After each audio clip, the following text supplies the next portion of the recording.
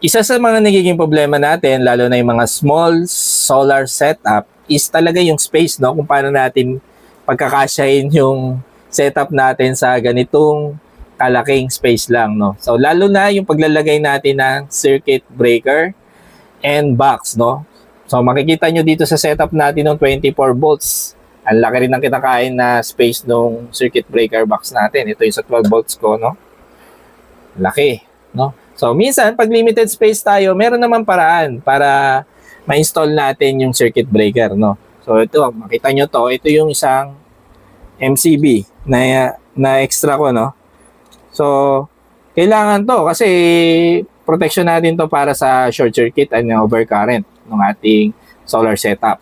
So, minsan lang, hindi laging pwede siyang ma-install kasi nga malaking space ang kinakain niya. So, bibigyan ko na lang ng tip kagaya ng ginawa ko. So,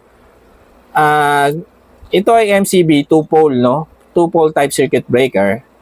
Instead na nag-install ako nito dito sa aking setup ng EP-Ever Solar Charge Controller is gumamit na lang ako ng single pole type circuit breaker. So, ito siya guys, no?